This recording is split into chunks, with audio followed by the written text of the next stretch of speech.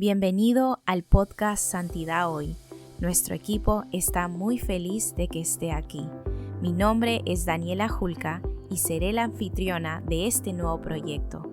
Acompáñeme a escuchar de diferentes voces de líderes y personas de todo el mundo de habla hispana en la Iglesia del Nazareno.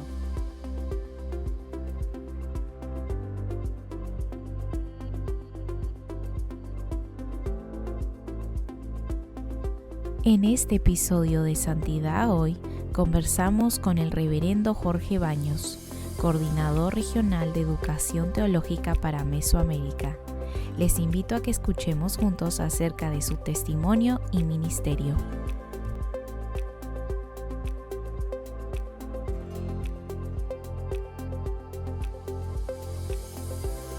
Bienvenido, Pastor Jorge Baños. Es un placer tenerlo con nosotros el día de hoy. ¿Cómo se encuentra? Muy buenas tardes, Daniela. Gracias a Dios que estamos muy bien. Muy agradecidos de la invitación, ¿sí? Y lo hacemos con mucho gusto. Gracias. ¿Dónde está actualmente ahora? Vivo en San José, Costa Rica. En Costa Rica. Exactamente. Quería empezar esta entrevista conociendo un poquito más de usted como persona. Entonces, me gustaría saber dónde nació y creció. Nací en El Salvador, soy salvadoreño. Ahí me crié vivía hasta los 26 años, ¿sí? Viví en El Salvador. Posteriormente ya me trasladé acá a Costa Rica. Ya son casi 33 años de vivir aquí. ¿Y cómo está compuesta su familia? ¿Cómo conoció a su esposa? ¿Cuántos hijos tiene? Gracias. Mi esposa la conocí en el seminario acá en Costa Rica, en Sendas. Ella vino a estudiar lo que se llamaba en aquel entonces en Sendas los cursos intensivos de verano. Se daba todo un mes de cursos intensivos, era un curso. Y por lo general venían estudiantes de Nicaragua, de Costa Rica y de los distritos de acá de Costa Rica y de Panamá. ¿Sí? Y así fue que conocí a mi esposa, fui profesor de ella. Y bueno, tuve la dicha y la bendición de conocerla y de tenerla de estudiante en esos primeros intensivos en el 98. Y así fue que nosotros nos conocimos. ¿Y hace cuánto tiempo están casados? Cumplimos 25 años ya de casados. Tenemos una hija, Daniela. Sí, cumplió en febrero 23 años. Gracias a Dios que este año terminó su carrera en medicina veterinaria. Oh, wow. Qué linda carrera. Y me encanta su nombre también. Sí, sí. Hizo muy bien en escoger el nombre de Daniela. Sí. ¿Y su esposa también es de El Salvador? Mi esposa es panameña. Panameña. Ay, qué lindo. Sí. En mi familia, porque Daniela nos nació aquí en Costa Rica. El Salvador, Panamá y Costa Rica en mi familia. Tiene de todas partes de... Exactamente, de Centroamérica. Centroamérica. Me encanta. Pastor Jorge, ¿a dónde recibió el llamado al ministerio? El Señor me llamó a mí en un campamento, ¿sí? Tal vez unos 16, 17 años, saliendo de colegio. El Señor me llamó en un campamento. El predicador estaba haciendo el llamado al ministerio y yo sentí que Dios realmente tocó mi vida esa noche cerca de la fogata. Yo no solo arrodillé mi cuerpo, sino también mi vida, ¿verdad? Y fue ahí donde yo le dije, está bien, Señor, aquí estoy. Siento que tú me estás llamando y sí, aquí estamos para servir, ¿verdad? ¿Y esto pasó en la iglesia del Nazareno? No, es hasta finales del 89 que yo conozco la iglesia del Nazareno. Pero yo ya estaba sirviendo. Ya había sido líder de jóvenes, creo que estaba desarrollando la pastoral juvenil, o sea, pastor de jóvenes Yo ya era un copastor en la iglesia, ¿verdad? Ujú. Ahí yo ya había recibido el llamado. Cuando yo vengo a la iglesia de Nazareno, finales octubre, más o menos octubre, noviembre del 89, yo venía formado, ¿sí? Aún yo ya estaba estudiando teología. Y recuerdo con el pastor que yo conocí en la iglesia de Nazareno, con él trabajamos y un grupito, ¿sí? Él estaba iniciando una obra nazarena y sentí que Dios me movió. Fue así que yo hice cambio, me uní a la iglesia de Nazareno en enero del 90 y en mayo del 90 es- el superintendente de distrito estaba organizándonos esa iglesia que nosotros habíamos iniciado. Pasar a la iglesia de Nazareno, comencé a estudiar por extensión en mi país, empecé a estudiar con el seminario de Guatemala. Yo fui aceptado en el seminario acá en Costa Rica, en Sendas, en febrero del 93, a hacer mis estudios acá. ¿Y cuál, en lo personal, cuál fue uno de los cambios más drásticos que tuvo de estar en El Salvador a venirse a Costa Rica? Mira, creo yo, se habla mucho del aspecto cultural, aunque hablamos el español, pero el aspecto cultural es algo, ¿verdad? Que te cambia también tu pensamiento, tu vida. Yo siempre he predicado cuando me toca hablar de mi testimonio o del llamado. Cuando Dios nos llama, nos cambia la vida. Mm, Somos cristianos y todo, pero el hecho de aceptar el llamado al ministerio nos cambia, porque al final uno no sabe a dónde va a terminar. No sabe si el ministerio está en tu país o está fuera de tu país. En mi mm, caso, casi eh, voy para 33 años, o sea, 33 años de ministerio acá en Costa Rica. En El Salvador hice nada más los primeros 3 años con la iglesia de Nazareno, en la fundación de esa iglesia, ¿verdad? Pero sí me cambió todo. En El Salvador era un pastor, ¿sí? Bivocacional, porque trabajaba y servía en medio de un equipo, ¿verdad? Éramos un cuerpo pastoral en el que servía. Y al venir a Costa Rica es tiempo completo. Yo sabía, es a tiempo completo. Lo que no mm, sabía es de que yo me iba a quedar. Eso sí, yo no lo sabía. Mm, yo recuerdo con la iglesia donde estaba sirviendo, yo le dije, bueno, voy para el seminario de Costa Rica, voy por 4 años, que es lo que duraba el programa, ujú. pero en 4 años yo vuelvo, ¿verdad? Y eso ya se van para 33 años, no volví. Dios te cambia, al final no sabes a dónde Dios te va a llevar. Lo creo importante en todo esto es saber la seguridad de que Dios te está llamando y la confianza de que Él te está guiando, ¿verdad? Sí. No sabes a dónde, pero sabes que Dios te está llamando, ¿verdad? Y Él te va a guiar. Ujú. Amén. Y es un paso de fe muy grande tomar esa decisión, pero al mismo tiempo siempre es la mejor decisión que uno puede tomar, ¿verdad? Exactamente, lo has dicho de la mejor manera. Es la mejor decisión. Siempre yo he mencionado eso. Podría estar haciendo otra cosa. Tal vez hubiera estudiado otra profesión, Ujú, pero estoy primero donde Dios quiere que esté. Y en segundo lugar, me siento realizado. Me siento ujú, satisfecho de que estoy en el ministerio y estoy bien, ¿sí? Yo decía el domingo, no tenemos abundancia, pero nunca también nos ha faltado. Dios ha provisto lo necesario, ¿verdad? Y es la satisfacción de uno, de que estás haciendo lo que te gusta. Eso es vocación, ¿sí? Estás haciendo a lo que el Señor te ha llamado, ¿sí? Al ministerio. amén. ¿Tiene algún recuerdo del seminario que nos quiera compartir? Puede ser una anécdota. En mi época, te estoy hablando del 92, que comencé a hacer un trámite. Lo más lo novedoso era el fax, ¿sí? Y recuerdo que yo escribía una carta, no sé cuántas semanas duraba para que la recibieran en Sendas y cuántas semanas en responderme. Por lo general me llevaba de mes a mes y medio Mm. esa correspondencia.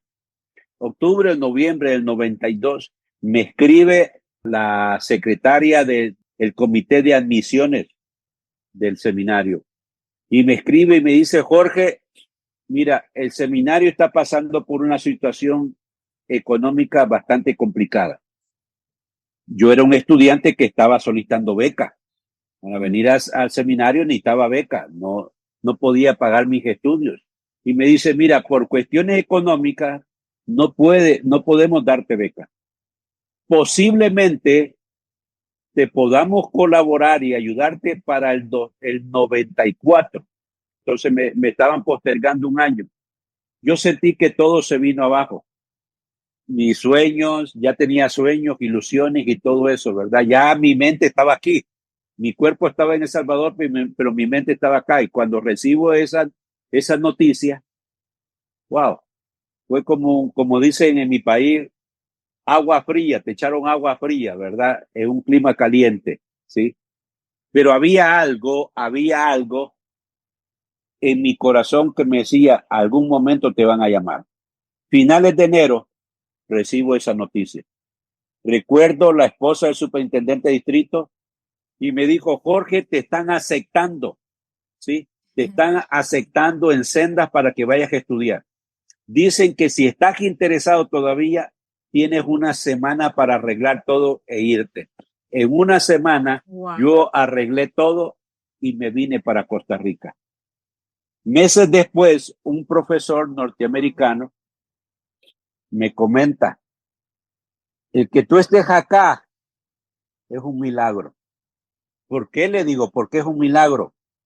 Tú sabes la situación económica en la que está el seminario y no hay becados, pero tú eres el único al cual se le está dando beca para que viniera. Y me cuenta la historia. Hubo una familia, un matrimonio salvadoreño que se vino acá a Sendas como refugiados. La situación es que ellos regresaron años después a su país y en una ocasión, como a manera de gratitud, ellos dieron una donación de $10,000 al seminario de acá de Costa Rica. El seminario no lo quiso tomar porque el seminario le dijo: no, nosotros lo tuvimos acá, sí, como colaboración, no les estamos cobrando. Entonces el seminario no quiso tomar ese dinero, pero esta familia tampoco quiso. Y esta familia dijo: bueno, entonces que quede para estudiantes que lleguen de El Salvador. Va a ser a manera de beca que quede ese dinero. Wow. Al parecer no vino ningún salvadoreño, o si vinieron, no lo aplicaron. La cosa es que cuando aparece mi solicitud en Sendas, este profesor que me está mencionando esta historia es miembro o fue miembro del comité de admisiones y él fue el que recordó ese dinero. En la crisis económica ese dinero se había utilizado. Pero ese profesor dijo en el comité: el dinero ya no está, pero tenemos una deuda moral con la familia, ¿sí? Que donó un dinero. Y fue así, no había dinero, pero fue así que ellos me escribieron para admitirme. Y fue así como yo vine, gracias a Dios, a personas que dan donaciones, ¿sí? Para estudiantes que Dios está llamando al ministerio, ¿verdad? Yo soy agradecido, sinceramente agradecido. Ojalá algún día podernos encontrar y agradecerles que yo soy el estudiante que recibió, ¿verdad?, la donación que ellos hicieron. ¿Sí? Mira esas anécdotas. Qué impresionante. Yo sé que son los planes de Dios para nuestras vidas. A veces no tenemos idea de lo que Dios está haciendo o cómo Él está usando a diferentes personas en diferentes partes, pero Dios es creativo y los planes de Él son perfectos y es impresionante como una historia así le ha cambiado, le cambió su vida a usted y la de su familia, pero también cambió su ministerio, porque ahora tiene un ministerio hermoso y eso es también gracias a a los planes de Dios, como Dios usó a una familia salvadoreña para bendecirlo a usted. Y quería también hablar acerca de eso, porque usted fue estudiante de Sendas, pero después fue vicerrector académico.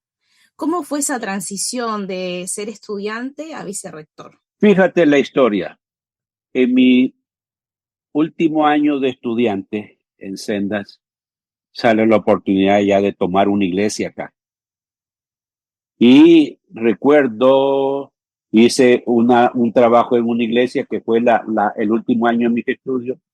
Ellos en el 96 se quedan sin pastor y me invitan a mí para que yo sea el pastor de ellos. Yo tenía en mente, Daniela, todavía estudiando, de querer regresar a mi país. ¿Sí? Acepto ser el pastor, pero no por mucho tiempo, porque mi intención es de que cuando yo termine mis estudios regresar a mi país. La Junta dijo, está bien, estamos de acuerdo. La situación es que cuando yo quiero regresar a El Salvador, ¿sí?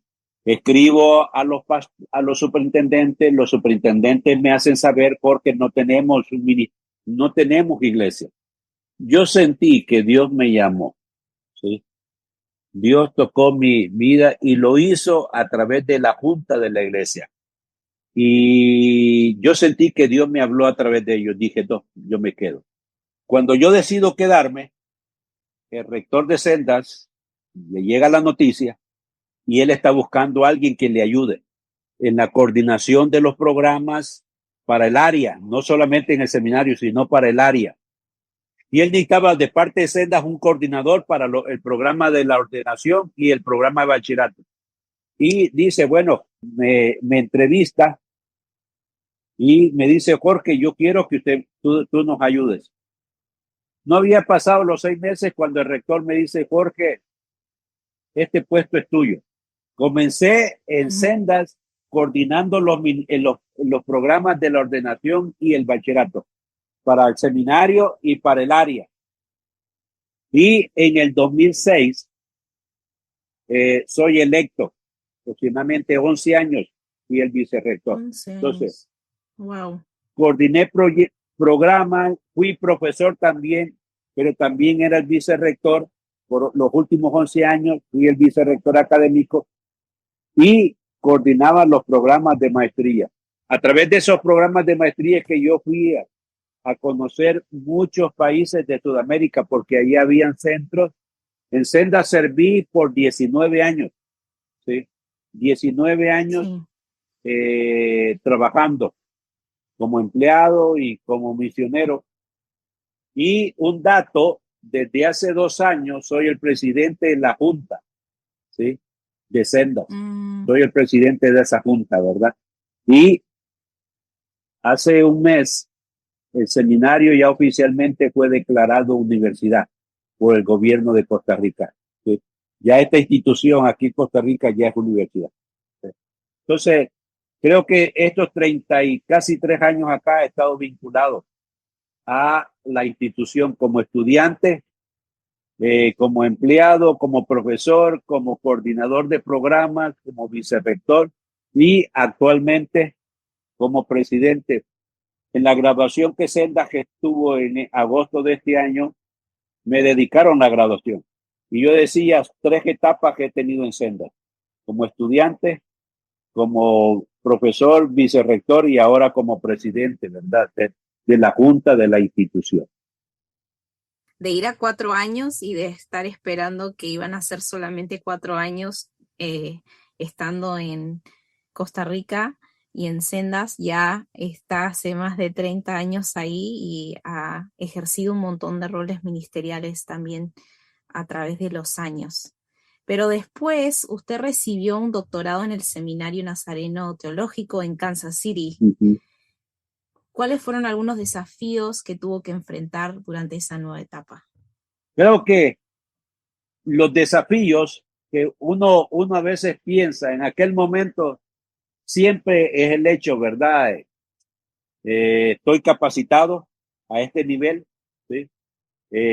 claro, yo había hecho todos los estudios en Sendas, hasta el programa de maestría, pero siempre esa inquietud, ¿sí? Estaré capacitado para poder desempeñarme en como buen estudiante, pero también lo otro es la parte económica, ¿sí? Yo recuerdo, llené toda la documentación, me inscribí y todo eso, hasta después, ¿verdad? Cuando ya soy admitido, pienso en la parte económica, porque nadie me había dicho, Jorge, te vamos a becar. No apareció ninguna beca. No nos habían hablado de becas. El costo del curso era un poquito elevado. Estaba pastoreando y recuerdo que, bueno, la iglesia o algunas personas de la iglesia me ayudaron, pero todo lo que fue el derecho de defensa, el derecho de graduación, titulación y todo eso, el seminario acá en Costa Rica nos pagó a todos, que éramos como 5 o 6, y a todos Sendas nos pagó. Pero también llegó tarde, pero nos vino una beca de parte de la región. Y prácticamente esa beca casi nos cubría quizás un 70 o 75% de todo lo que yo había pagado. Entonces yo digo, también estudié ese programa con la bendición de Dios, de que Dios proveyó los recursos. Y creo que otro de los grandes desafíos que uno ve es el poder utilizar todo el aprendizaje y toda la experiencia del programa, poderlo traer, ¿sí?, al servicio de la misma institución, ¿sí?, de todo el aprendizaje tuyo, de todo el conocimiento, poderlo desarrollar a través de como profesor, ¿sí?, poder y compartir con los estudiantes, ¿verdad?, lo que tú has aprendido, pero también animar a otros. Gracias a Dios, hoy en la región, después de nosotros fuimos el primer grupo, tanto de Sudamérica como de MAC, en hacer el DIMIN. Fue el plan piloto que NTS hizo. Lo que yo tengo entendido que gracias a Dios ambos grupos terminamos y nos graduamos, ambos grupos, y eso gracias a Dios 100% cumplió. Creo que 10 años después, de 2010, 2011, volvieron a traer un segundo grupo, pero esta vez ya lo unieron, hicieron un solo grupo, Sudamérica y Mesoamérica lo unieron un solo grupo, ¿verdad? ¿Sí? Por el tema económico también. ¿Sí? Y también, no todo, pero la mayoría, en el segundo grupo, la mayoría terminó. Pero ahora vemos estudiantes que están en NNU, ¿sí?, haciendo un doctorado que hace unos 3 años, más o menos 3, 4 años, lo sacaron en español. Y hay varios ya. Creo que ya están con el tercer cohorte, ¿sí? Y hay algunos ya de nuestra región. Y eso, aunque piden beca y uno trata de ver cómo colabora, no es suficiente, pero sí la motivación y el ánimo, ¿verdad?, de que Dios les va a proveer, ¿sí? Dios les va a proveer a ellos, ¿verdad? Creo que dejamos una ruta, un camino, los primeros que estudiamos doctorados, ¿sí? Y creo que en ambas regiones, en América Latina, están siguiendo esa ruta, ¿verdad? Y hay varios que estudiando. Volveremos pronto, pero ¿sabía que puede recibir crédito por escuchar el podcast Santidad Hoy? Los episodios del podcast Santidad Hoy también califican para el aprendizaje permanente de los miembros nazarenos. Para registrarse para el aprendizaje permanente como ministro nazareno, simplemente haga clic en el enlace en la parte de abajo de este episodio y cree su propio perfil. El registro de aprendizaje permanente brinda a los miembros nazarenos la oportunidad de registrarse e informar sus esfuerzos para desarrollar y mantener un patrón de aprendizaje permanente para mejorar el ministerio al que Dios los ha llamado. Se anima a cada ministro nazareno a participar en una variedad de actividades de aprendizaje permanente, incluyendo los podcasts. El código para el podcast de Santidad Hoy aparece en las notas del programa. Este código se puede utilizar para este episodio y cualquier episodio anterior que desee escuchar. Gracias por escuchar, servir y compartir como ministro en la Iglesia del Nazareno. Ahora continuemos escuchando el resto del episodio de hoy.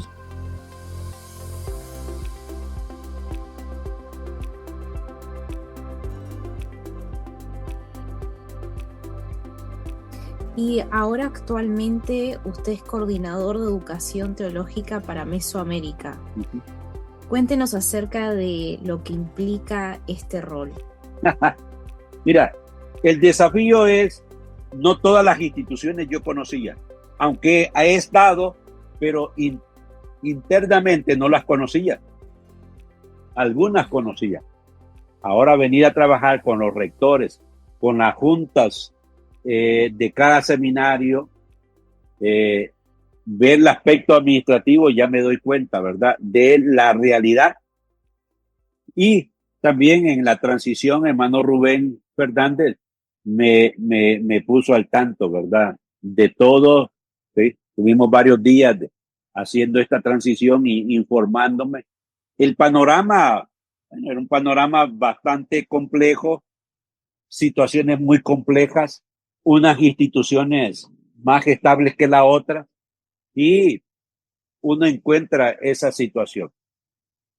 Son retos, ¿sí?, que uno se encuentra porque el deseo es de poder trabajar con cada una de ellas y que las 8 instituciones puedan caminar, ¿sí?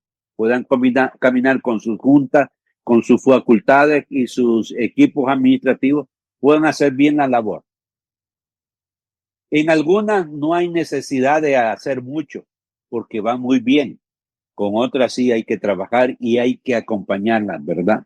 Tenemos muchos desafíos desde que asumí esta posición y empecé a conocer la situación de cada una de las instituciones. Traté de crearme una proyección. En primer lugar, la parte económica, ¿sí? Muchas de nuestras instituciones están un poquito afectadas, algunas van bien, ¿sí? Lo que entra, eso sale, otras sí puede tener superávit en sus ingresos al final de año, otras no, ¿sí? Otras llevan más bien un déficit. Entonces, esa es una de mis proyecciones a mediano y largo plazo, tratar de que las 8 instituciones puedan tener salud, eso le llamo yo, salud financiera. También uno de los desafíos, y creo que muchas de nuestras regiones también tienen esa situación, las modalidades en las que enseñamos los programas. La mayor parte de las modalidades en nuestra región es presencial y descentralizado. Bueno, especialmente el Seminario de Costa Rica desde hace 15 años está incursionando en la educación en línea y es la que va avanzada en todo, pero las demás van atrás. Entonces, mi meta es, y es uno de mis sueños, que podamos trabajar con las 3 modalidades, presencial, descentralizada y en línea. Y gracias a Dios, poco a poco, las instituciones ya tienen sus programas en línea. Otras que están trabajando en subir a plataformas, ¿sí?, sus programas, ¿verdad? Entonces, eso en segundo lugar. En tercer lugar, tener facultades bien equipadas, bien preparadas. Y esto yo pienso en el área tecnológica y en el área pedagógica también, y que también puedan desarrollarse. Estoy detrás de los rectores de que sus facultades tienen que ir avanzando académicamente, ¿verdad? Que no se queden, terminar un bachillerato, Claro. terminar una licenciatura y se quedan. No. Gracias a Dios ya 4 de nuestras instituciones tienen programas de maestría. ¿Sí? Entonces, Qué bueno. poder que nuestras facultades, que los rectores motiven a sus facultades para que vayan, ¿sí?, avanzando de un programa a otro. Y a la par, poder dar también entrenamiento en la área tecnológica, ¿verdad? En el área pedagógica, ¿sí? Entonces, todas estas son, ¿cómo se llama? Son sueños que tengo. Otro de los grandes desafíos es la acreditación. En Estados Unidos no hay problema, pero en América Latina sí, y especialmente con nuestro seminario. Como te dije, cuando yo vine a estudiar, Daniela, yo hice todo mi proceso de admisión siendo seminario. Cuando yo vengo febrero del 93, ya este seminario es universidad, cuando fue por primera vez. En octubre del 92 fue declarada universidad esta institución. Entonces, cuando yo vengo, es universidad, pero bueno, yo venía porque Dios me había llamado. Esa era la época, ¿sí? Las grandes diferencias de los estudiantes de aquella época con esta época. Ahora tú promocionas y lo primero que los estudiantes te dicen, sí, Dios me ha llamado, pero quiero saber si su institución tiene programas acreditados. Si su institución tiene convenios con alguna universidad que tiene programas acreditados. Eso es lo que te preguntan. Y en nuestra institución, bueno, el Seminario de Costa Rica ya es universidad. El college que tenemos en Trinidad y Tobago tiene acreditación de parte del gobierno de Trinidad y Tobago. El seminario en México, el año pasado, gracias a Dios, logró para su programa de licenciatura la acreditación del gobierno. Y ya está en el proceso de acreditar su programa de maestría, ¿verdad? ¿Sí? Entonces, pero sí estoy con las demás instituciones tratando. El seminario de Haití no tiene acreditación, pero sí es una institución reconocida de educación superior por el gobierno de Haití, ¿verdad? Y sus títulos son reconocidos en las universidades. Entonces, ese es otro trabajo de que las 8 instituciones puedan tener programas acreditados. Si no podemos por el gobierno, bueno, hagamos convenio con alguna universidad que nos pueda brindar el paraguas para un programa que tengamos, ¿verdad? Entonces, son varias de los sueños. Otro de los sueños es que todo pastor que Dios llama dentro de la Iglesia Nazarena en nuestra región al ministerio tiene que estudiar, ¿verdad? Pues todavía está esa problemática de que pastores que Dios me llamó, pero yo no quiero estudiar. Claro. El llamado me lo dio Dios y así que Dios se encarga de mí. Entonces, no. Estamos tratando de hacer esa fuerza e impulsando de que toda persona que Dios está llamando al ministerio pastoral tiene que estar en una institución también, ¿verdad? Estudiando el programa, estudiando su programa. ¿Sí? Entonces, son varios sueños, ¿sí? Y eso me da también hincapié a la siguiente pregunta, que es, para usted, ¿cuál es la importancia de la educación teológica para la iglesia? Mira, te lo voy a poner de esta forma. Hace muchos años, un líder muy destacado de acá de Costa Rica, no nazareno, pero muy destacado, estaba dándonos una actualización pastoral. En ese entonces yo estaba pastoreando. En el distrito se había invitado como un expositor de afuera, pero era una persona muy conocida, muy respetada, una teología muy buena. Y él nos decía, ¿verdad? El problema, decía, es de que nosotros como iglesia no le hemos dado el lugar y el estatus, decía, al ministerio pastoral. Por eso es que hemos creado la imagen afuera, en la gente de afuera, que el pastor es aquel que no, se metió al pastorado porque no estudió, porque no es inteligente. ¿Sí? Por eso la única oportunidad que tuvo es de pastorear. ¿Sí? Entonces, él decía, la mentalidad que la sociedad tiene en nosotros actualmente es de que no somos preparados. Y él nos mencionaba, porque él tenía una preparación en una área de una ingeniería, no sé en qué. Y dice, en una ocasión me hicieron una encuesta y ahí yo pude comprobar. Porque cuando yo dije que era pastor, pero que también era ingeniero, la persona que me estaba entrevistando y se quedó sorprendida. Usted es ingeniero, pero sí es pastor. Dice eso, y por eso es la mentalidad. Mira, yo he tratado y estoy siempre, y esa es una de las cosas que yo, en todo círculo, ya sea con los pastores, ya sea con los superintendentes, o con docentes, o con rectores, la labor pastoral es una labor profesional. Y nuestro campo de profesionalización es la educación teológica ministerial. ¿Sí?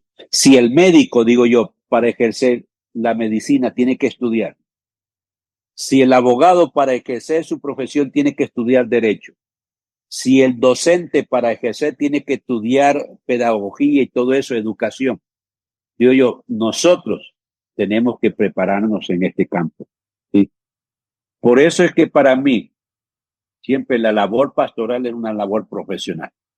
Y siempre yo he mencionado, posiblemente sea la más difícil. ¿Por qué? Porque trabajamos con personas, ¿sí? En la educación tenemos nuestro campo de preparación, ¿sí? Y especialmente ahora tenemos diversidad de ¿sí? El área teológica, en el área pastoral, en el área de consejería, en el área de misiones, en el área de evangelismo, en el área de predicación, etcétera, etcétera. Tenemos varias áreas donde nosotros podemos, sí, prepararnos.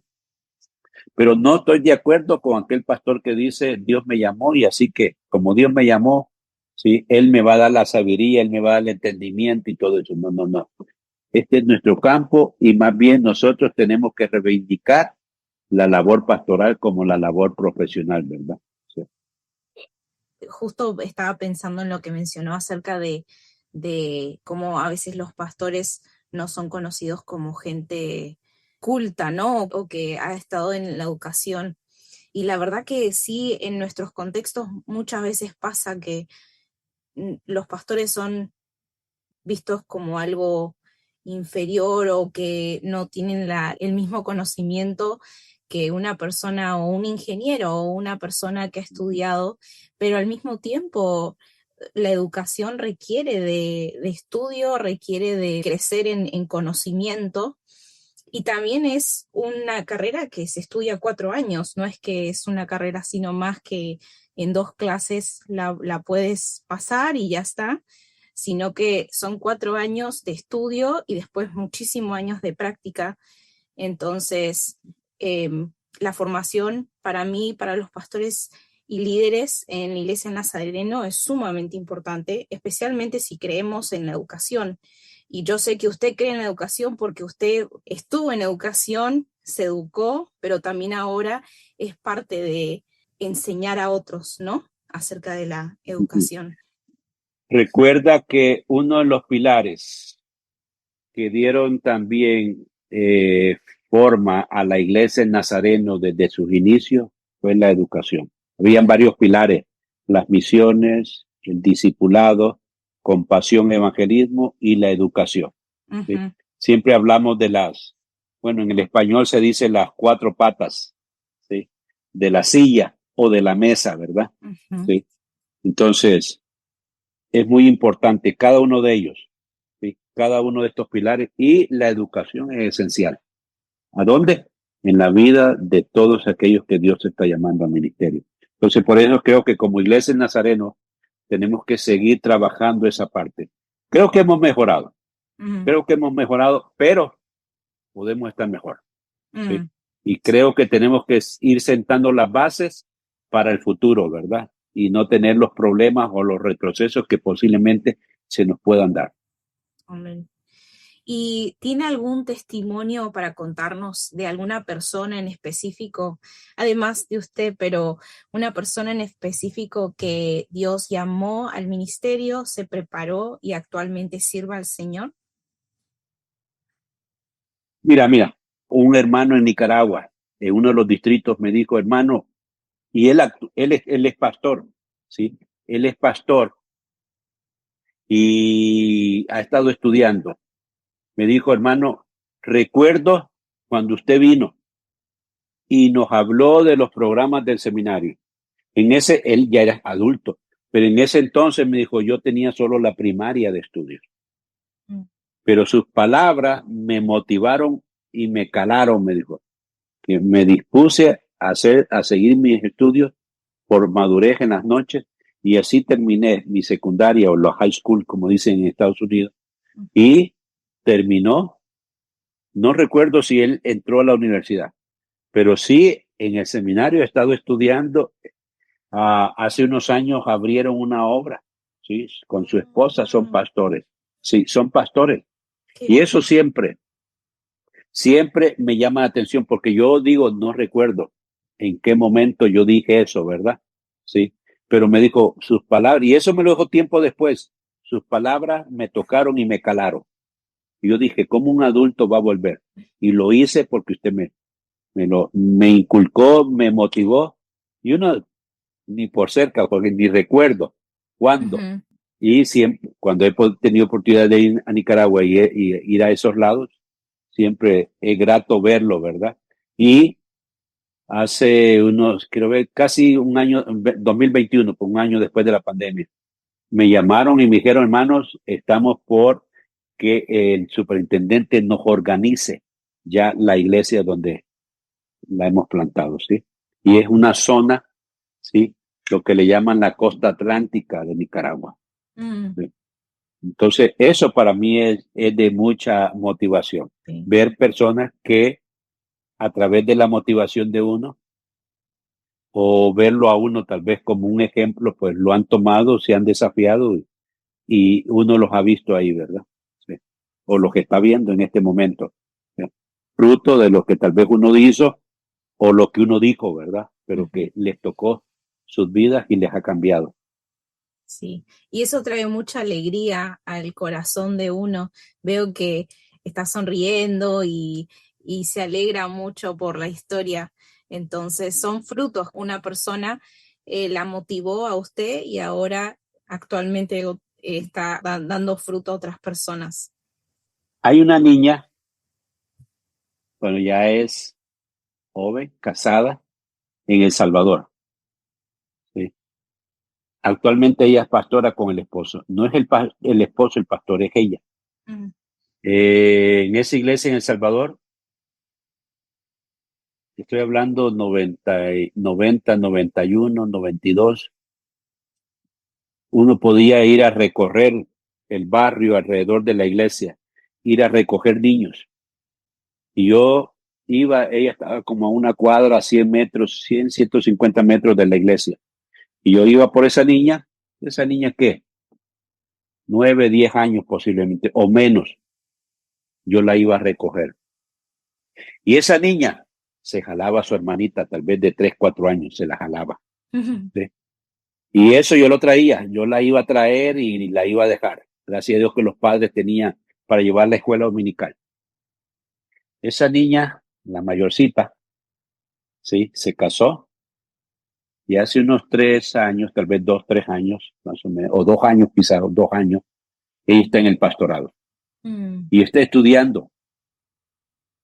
Actualmente ella está cursando un programa de maestría con el Seminario de Guatemala y México, ¿sí?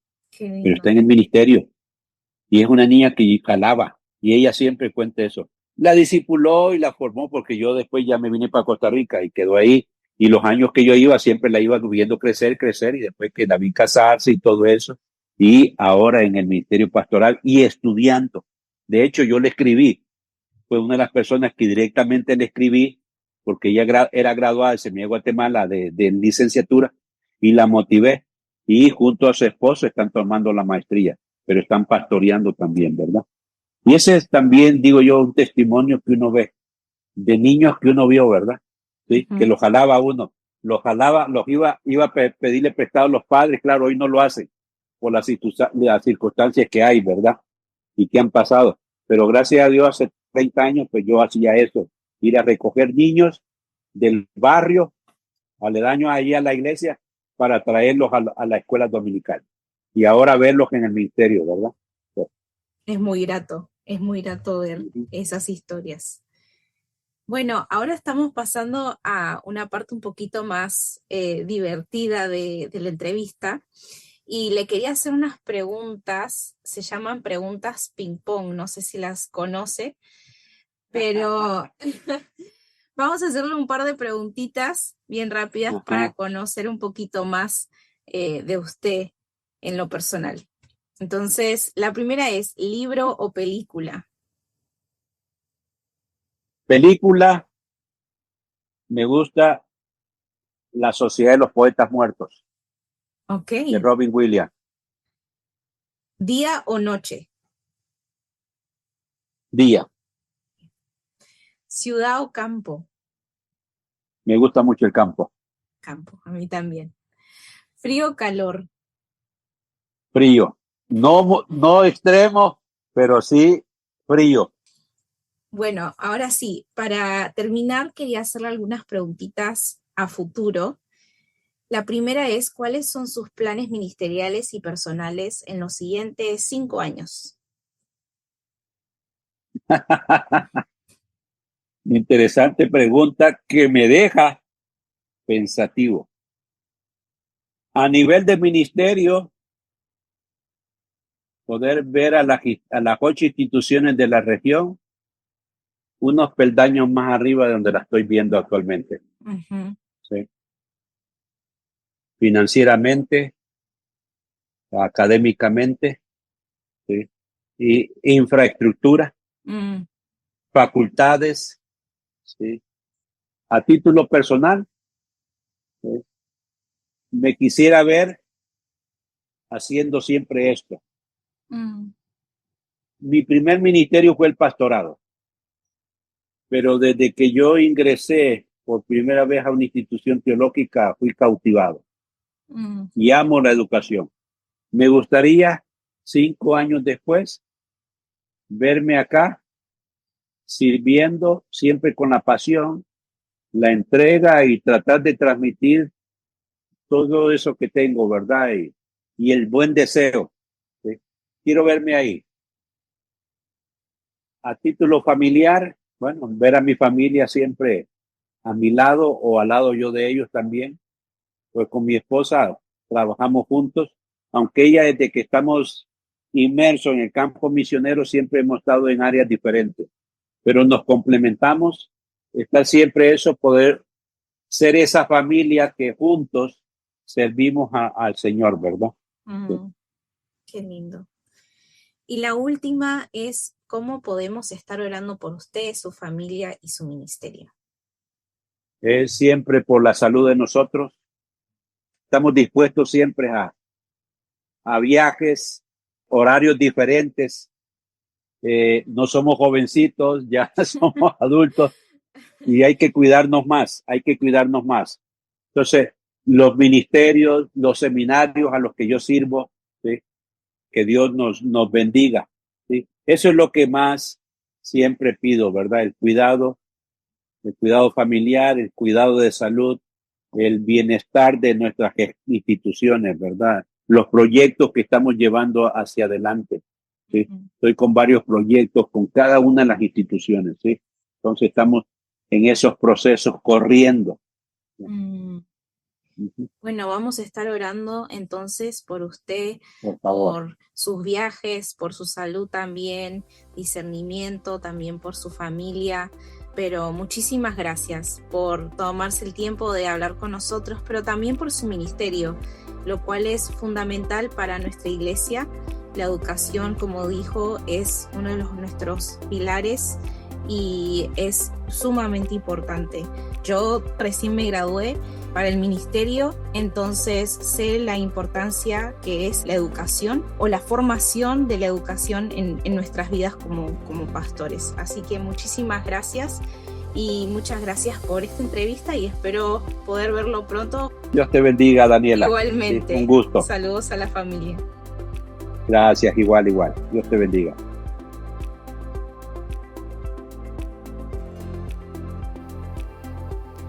Gracias por escucharnos. Espero que haya disfrutado de este episodio. No olvides suscribirse en Spotify, Apple, YouTube Music, Amazon y en todas nuestras plataformas disponibles. Nos vemos en el próximo episodio.